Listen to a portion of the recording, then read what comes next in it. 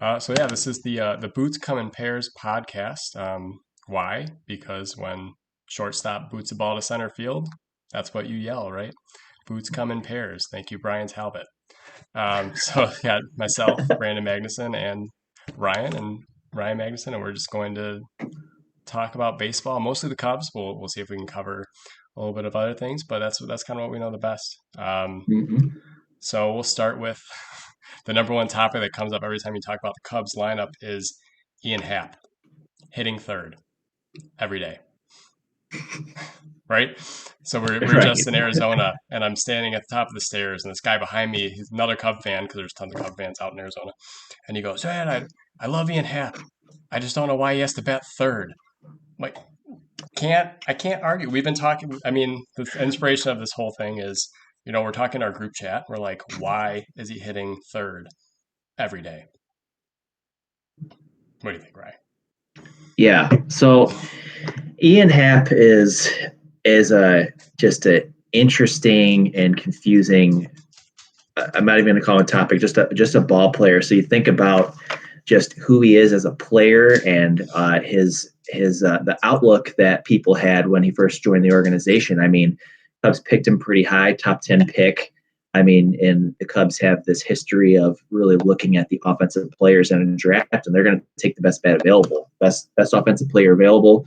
Ian Happ, being at Cincinnati, being a switch hitter, being a guy who can play multiple positions, just really intriguing. Like his power is intriguing. His ability to take a walk is intriguing, but you can kind of see like in his development, it's like, all right, well, and then especially at the big league level, it's like, what kind of hitter is this guy going to be? Like, where is he meant to be? What kind of hitter is he?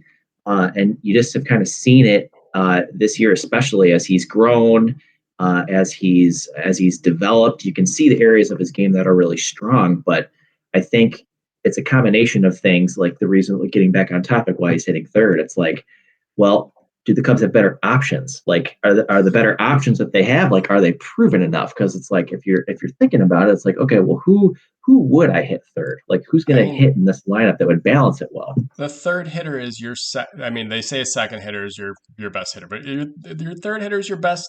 I would say your best hitter. Cody Traditionally, yeah, Bellinger is playing. If he would have played the whole year, MVP. No, yeah, not even close. He makes the Cubs that much better.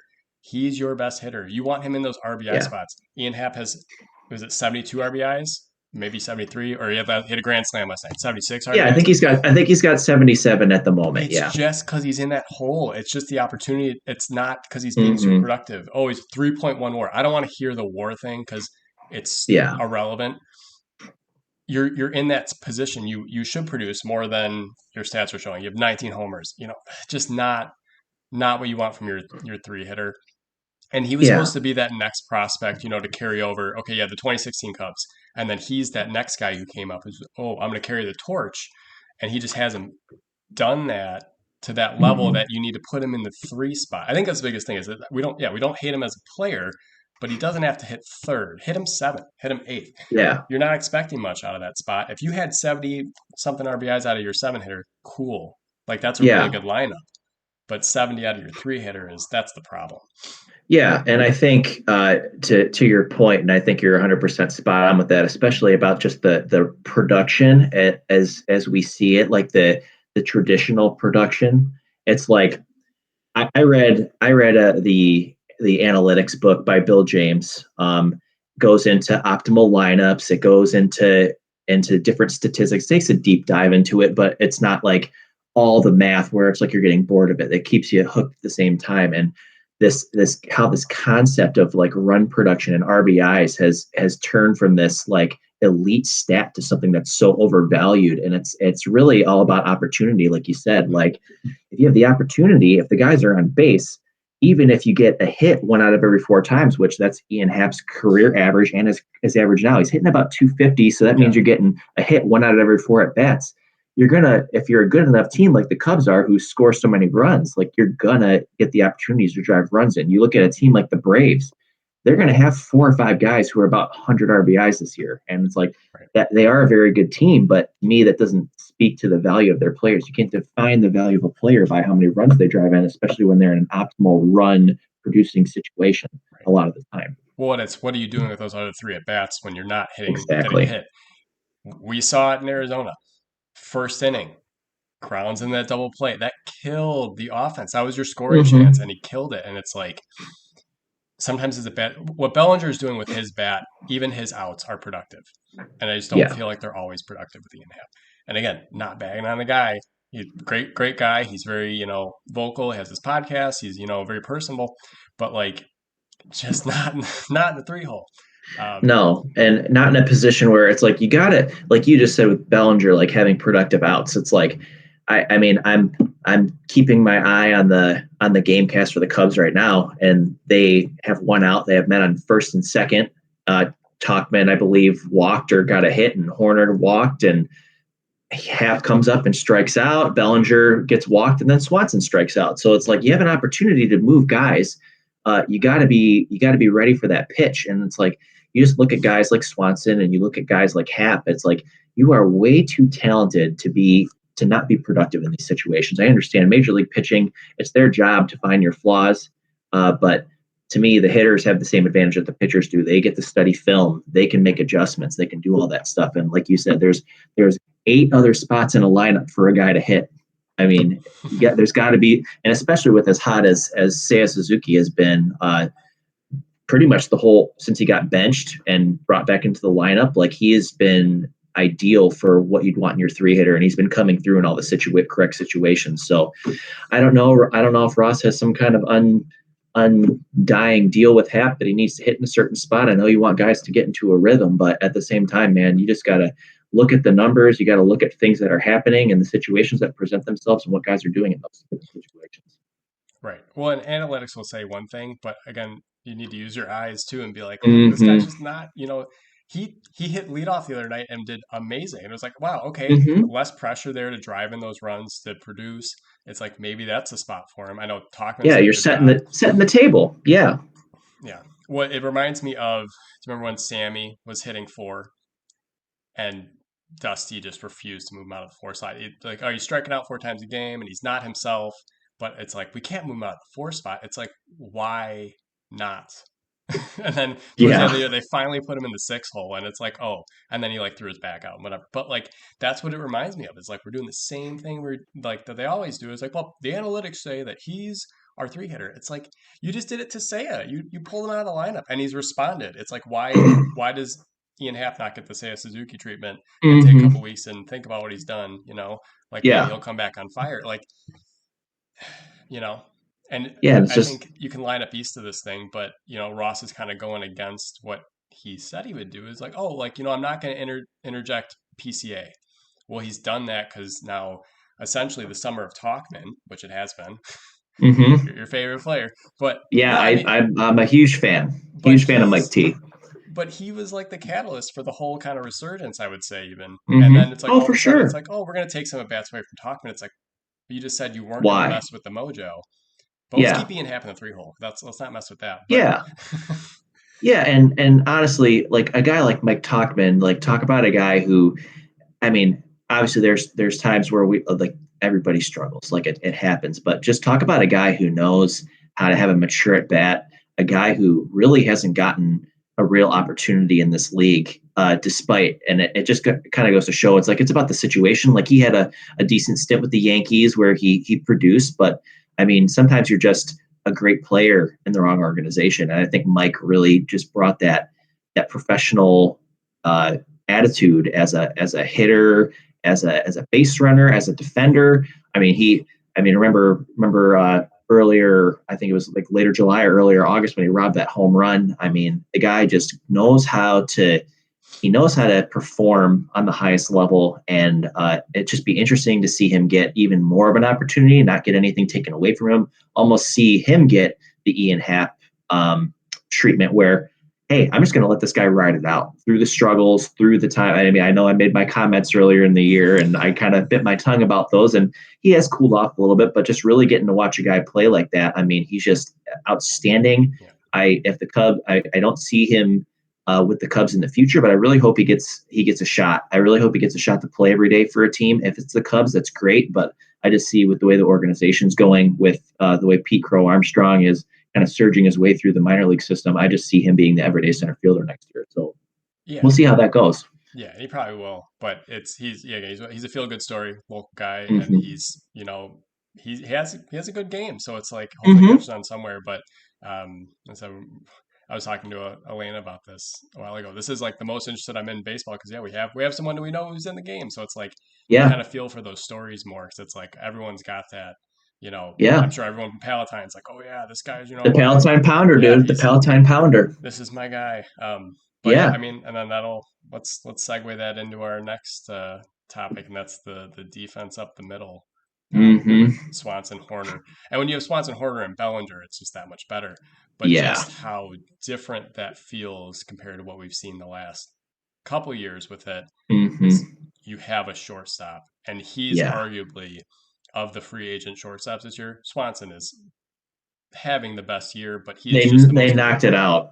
Knocked it out of the park with that. yeah, not paying a lot.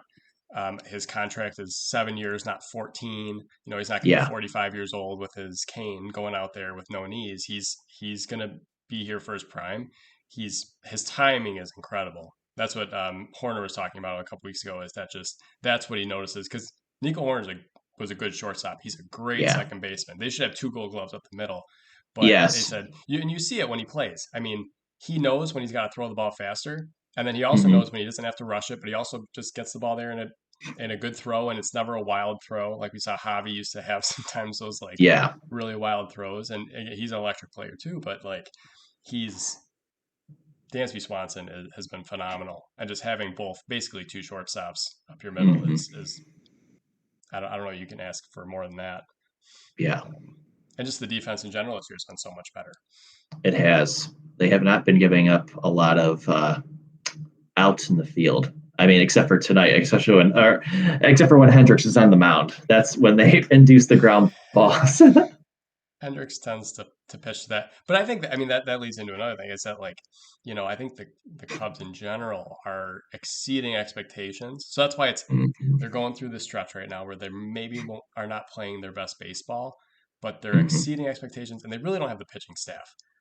No. Steele last night, I'm watching the cast too, and it's like Yeah. and then all of a sudden it's like 6 runs. I'm like, where did that come from? Yeah. And he's had Uh a great huh. season. The fact he has a 3 ERA after two horrible outings is a testament to him. But like, you're getting Yeah. more out of Assad than you thought you'd get. You're getting more out of Wicks, who kind of Yeah. came out of nowhere. Um, I mean, even Hendricks after the yeah, last even couple of years, yeah, he's had the injuries and just I mean, not to make it sound like uh sad or anything, but he sold his team. He sold his whole team. All his teammates are gone, yeah. just He's the like last in a one. snap of a Yeah, finger, and he's the last one. So it's like him having that uncertain future and being able to do what he's done. I think Kyle has rebounded immensely and successfully, and he's still very much someone who you can rely on in a big game, especially when you're chasing the wild card, you're chasing a playoff spot. These are big games that they're playing in. I think he's really held his own. right. But yeah, winning going forward. I mean, if Kyle Hendricks on your pitching staff, he needs to be your four. I mean, Mm-hmm. he's not a one anymore. You kind of got to realize what he is, and unfortunately, he's kind of thrust in. Like, I mean, no one else Mm-hmm. has playoff experience, so that would be your guy, I guess. But it'd be Yeah. nice steal. But yeah, it's just they aren't built to win the World Series, so I No. wouldn't expect them to. And if they miss this wild card here, it's not really a big deal. I don't Yeah. it'd be nice to get a playoff series and get some more juice going that way, but I don't, they didn't Yeah. blow this. I think they were No. exceeding. No, and I think just after all they've done and all they've been through, it's like you see the moves that they made in the offseason, like obviously going after a big time shortstop, Yeah, um, set taking a flyer on guys like Eric Hosmer and Trey Mancini, and even Cody Bellinger, someone who's won a World Series before, someone who's been an MVP and a Silver Slugger and a Gold Glover, and a guy who's experienced success in one of the best organizations, if not the best organization in baseball. I mean, you're just signing a guy like Marcus Stroman a couple of years ago. It's like you get this feeling that's like they're trying to compete. Like they're not out here to lose games. I think ending last year, how they ended it, just starting staff and the bullpen and playing so well, you feel compelled to go out and sign a guy like Swanson and sign a guy like Bellinger and extend Hap and do all that stuff. But I mean, kind of reeling it back into this up middle thing. We kind of going off task a little bit, but that's fine. I mean, it's just fun to talk about stuff. But I mean, I'm super impressed with Dansby and his defense, and just the, like you said, the timing and the instincts. Like you just couldn't ask for anything more. If the two of them, Horner and Swanson, do not win Gold Gloves this year in the National Oh League, yeah, like that is highway robbery. yeah, It's not even close. no, I know there's so many great defenders, so many wonderful players in the National League and the American League, but the National League's got some loaded talent on the defensive end. But I mean, you see these guys play every day, and I mean, it's like, how do you not give them the hardware? I just think right. it's not even performing on the offensive end too. I mean, it's supposed to be a defensive award for sure, but obviously offense plays into that. But like these guys are just having great the Mike Schmidt treatment. Well, But Eric Chavez, like, oh, he's hitting 300. It's like that doesn't. Why yeah, is that a stat? But no, that leads into because that's your foundation right now is Swanson and Horner. Because yeah, are the Cubs? I mean, we talked about that in our group chat that inspired this, but like, are they gonna get Bellinger back? It's not a guarantee. Like he has no, options. He's probably gonna get a lot of money. yeah, Um, you can say how nice it would be to have him. I think he's figured hmm it out. I think he had something going on in LA. His approach is good. His bat's good. hmm It's just he's different. healthy. He's 27 too. Scott Boras will love to tell you how young he is, and that Hmm Mookie Betts got the same deal.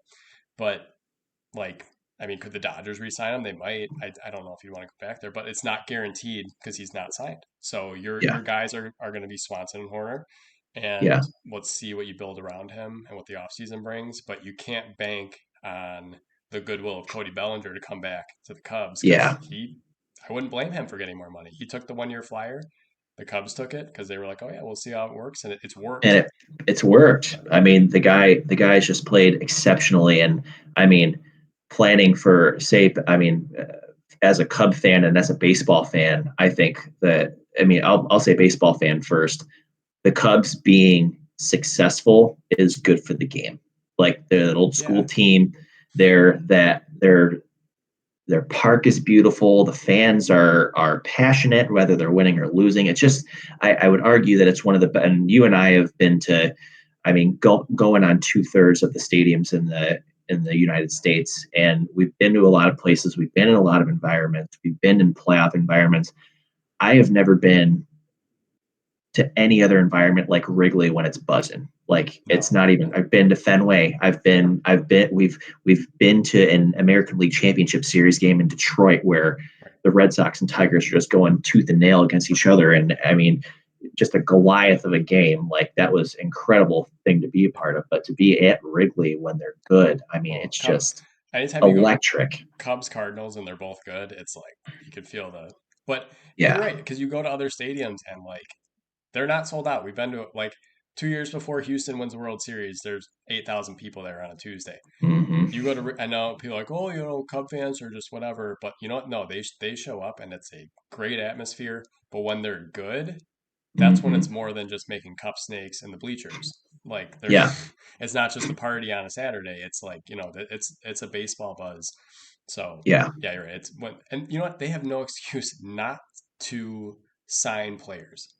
Yeah. Like they have so much revenue coming in. You have the TV deals, but on top of that, they produce a lot of revenue. So like they should be competitive. They should be the Yeah. Yankees, and that's why it's frustrating sometimes when they throw, some of these no-name guys out there trading everybody away because you should be the Yankees, and that should be the same, or the Yes. Dodgers, or Houston, and just be competing every year. And that's what you want. That's why Yeah. this year's been fun. I think that's why you want to talk about it because it's like, hey, it's actually exciting again. But they won the World Series. They probably should have won two. They didn't. Great. Now we got to hmm move on. But yeah, they're on the right track, and this is at least interesting baseball. So Yeah, and honestly, playoffs would be a playoff series like you were talking about. A playoff series would be incredible and yeah, more than anything we could have hoped for going into this year. Um, to me, after this recent stretch, at least, where they haven't been playing their best baseball, I think them getting to a point where they will be over 500 for the year. So winning yeah, 3 of the next 10 games, I mean, that would be a success to me. But I mean, I think a playoff series would be a huge momentum shift moving forward because, like you said, I mean, Bellinger's not guaranteed, but Horner and Swanson are. if Cody's part of that core, it'd be a really good springboard. I think he brings that leadership and that experience. But if he's not, like, I think in the leadership department, they're gonna need Dansby and Nico to really step it up big time. And like Dansby, especially just because he's won a World Series before, he's been with successful organizations, but with the Braves, he was never really looked to be a leader, I would say. I mean, when you have guys like Freeman and Albies and Acuna, who I know you're not really a huge fan of him, but you got these players That's who are, another episode we can talk yeah, we'll work that one in. about. But to me, It's in my to notes. me, Dansby is just a superstar, Yeah. and his early career averages and his numbers, I don't think they're any indication of what kind of player that he is going to be. I think he's not a 248 career hitter, even though his numbers may say they are. I think as he gets older, he's going to mature more. He's going to have better at bats. He's already, I think, if I'm not mistaken, what I saw in the stats is that he's already taken more walks this year than he ever has in his career, by a few. But he's just maturing as a player, and I'm just looking for him to really step it up big time as an offensive player to complement the outstanding defense that he plays. And then Nico, I mean, Nico's already improving. His biggest bugaboo was not staying healthy, and he's proven that he can do that this year and Yeah. be one of the most effective players in this game when he's on and healthy and rolling. Yeah. Oh, and well, his defense is amazing again, but offensively, he just every time he's in a big spot, it's like, oh man, he's a line drive up the middle. Sometimes it gets Yeah, caught, but it's like he hits that thing on the screws up the middle. He's not striking out, in big no, moments all the time. Again, it's a yeah, long season. People are going to strike out in big moments, but yeah. consistently he's hitting the ball, making good contact, and it's not a pop up, and it's not a weak, unproductive out. It's like, Are you man, talking it about almost Nico or rusted the Are you talking about Nico or Dansby? Nico Dansby. Nico, Again, Nico. You're 100% right on. Dansby, yeah, to me, I'm just seeing like the you know what? strikeouts, like he's had some huge moments. I mean, But you know there what? was that He's span over batting. like a, He's batting seventh, sixth, seventh though. Like that's fine. I'm yeah, okay with that. yeah, But yeah. He's not hitting when third. that struggle's already getting happen, it's like, okay, you're doing that. Slide him down. Like Ross has been willing to slide Dansby around, that's fine. Because you know what? Yeah, He's that defensive leader. He's the heartbeat of the team. You can tell that he's the leader in the clubhouse just by the way he yeah, carries the rest of the team. And then yeah, he brings his glove out there every day, and that's just the bonus. yeah. But So it's like ideally, so if you have a lineup with a few more established players in it, like where are these two guys hitting? Like where are they hitting? Like where yeah, where where are you batting them if you have some proven bats in there? yeah. I mean, hopefully it works itself out where yeah, you're not relying on the current guys. Yeah, like because where did Swanson hit in Atlanta? Seven. I think he was hitting Yeah, nine sometimes. Like he yeah. was I not relied mean, upon in that lineup. So to yeah. to take him on this team and then like all of a sudden, oh yeah, you're going to be a three hitter. No, I don't think that was the expectation. No, and I Um, don't know if he had to have hit somewhere that mattered last year because he had like 96 RBIs. So well, he had the opportunities, the but Braves score a lot of runs, and they score a lot of runs. Yeah. RBIs don't matter anymore. So Yeah, your six through eight hitters are getting on. You're hitting nine. You hit a single, man. That's two RBIs right there. yeah, and they're just a good offense. So it's hard to gauge to when you take guys from other teams when they have a complete lineup. You can't expect the same production. But again, I think it's been a good year for him. Whatever he ends up hitting doesn't really matter. I think it's Yeah. been productive. He's not hitting 205. He's not, No, well, Schwarber's hitting 210, but he's got all the extra stuff. So it's like, hey, as long dude, as you're doing he's not even something, hit. that's fine. But like, Schwartz isn't even hitting 200, dude. no. No, But he's hitting like 198, man. But he's swinging it, man. he's, and he would not been allowed to do that here. There's No, no way that the Chicago media would let him get away with that, and then just Cub fans in general, even though Philly's rough, but like yeah, yeah. I there's a mean, it's certain it's. line. But the guy's hitting leadoff every day. I mean, he's leading the league in walks, I think, or Yeah. near the top. I mean, Nope, maybe he's leading. Soto. I Yeah. think I Nope, think Soto. Soto might be leading. Soto might be leading, but he's definitely the top, probably three or five in walks. And I mean, when you're Philly spent the money. Philly spent the money on Harper, on Turner, on Schwarber, on Castellanos. They got some young guys in Bryson Stott, and All those guys are on the Cubs. Man, yeah, they they were. got It seems like it. Yeah, Alec Bohm. Like the yeah. Phillies got a stacked lineup, so they can. they have established hitters at nearly every position, so they can afford to have somebody hit 199 if he's hitting 48 homers, 50 homers. Like he's doing what they need him to do. He's getting That on, he gets on exactly. base I and he thought hits enough. if you go that 1 for 5, but that one is a homer, Yeah, that means you didn't get shut out that day. So it does. Yeah.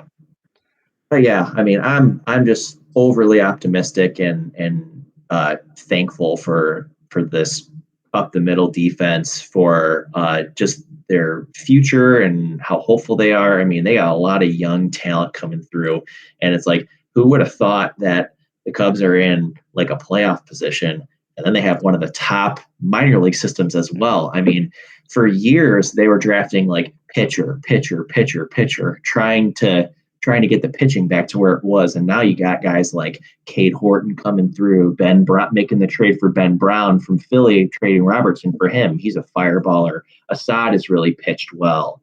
I'm trying to think. Wicks has pitched really well. It's a yep, 2021 draft pick who's already at in the big show, pitching meaningful innings when it matters, doing well. He has composure. I mean, it's just really cool to see. And then they got some of those younger bats like this Canario, who actually was in the Bryant deal. We didn't think they got anybody besides PCA during that well, fire sale, but Canario's pitching really well, are playing really well. I mean, they got a couple guys. They got a guy Owen Cassey who's pretty good. This Matt Shaw who they just drafted out of Maryland. There's a lot of hope for him. So it'll be interesting to see like how they bring these guys along, who they end up bringing back, who they end up signing. I haven't really done any homework on the free agent classes that are coming up, but I'd like to think aside from throwing as much money at Bellinger as you possibly can, there's just some changes they need to make. But I mean, up the middle, I think they're set. I think they're yep, set for a while. yep. Well, yeah, so you got 7 years of Swanson and Horner lock up for however long you need to. But yeah, it's a good foundation, good start.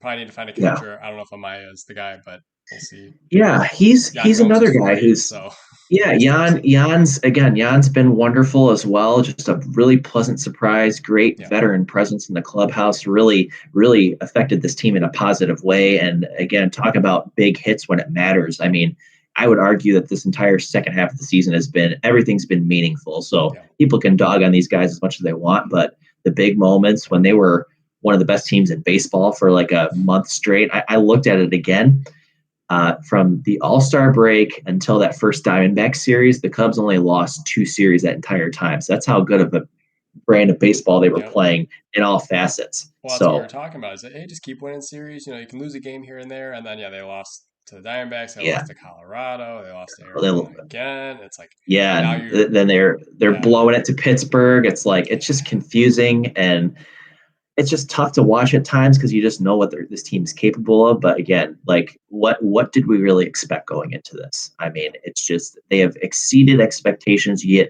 get mad because you know how good they can play, but I mean, where they're at right now this season and as an organization, I don't think you could ask for more as a fan. So it's again super cool. Excited to watch baseball again. Like it's yeah. great when baseball is good. I dare say it is one of the most fun and interesting things to watch. Well, it's so deep. There's so many levels to it. It's not, black and white. It's not you had a bad game, your career's over like the NFL is. It's like no, there's you can go 0 for 5 with 4 strikeouts, and then the next day you hit 3 home runs, and then it's you feel time. So it Yeah, doesn't. It's not you know one way or the other. So there's a lot to it. But yeah, it's yeah, it's, it's fun to have something fun, exciting to talk about, and actually hmm want to talk about instead of yeah, just for like, sure. oh, the Cubs did another fire sale this year. Like, is next year Yeah, it's gonna happen? No, like no, we don't have to go back to those days. But and also not forget that hey, we have won the World Series now. There's no pressure of yeah. another 40 The years. pressure's not as much, No, but it's like man, it's just winning's fun, man. winning, yes, Winning's a lot of fun, and it's the ballpark is a whole lot more fun place to be when you can get out there when the team is good and you can see that the ownership and the front office is pouring into the talent on the field rather than just the experience outside the ballpark and right, inside the ballpark. right, exactly. All right, well, it's good start for this. We'll see where it goes. We'll try and get some special guests on. some experts on other teams in town, maybe with some with some good opinions. But this is the Boots Come in Pairs. Stop it, Lucy. The Boots Come in Pairs YouTube channel because sometimes they do.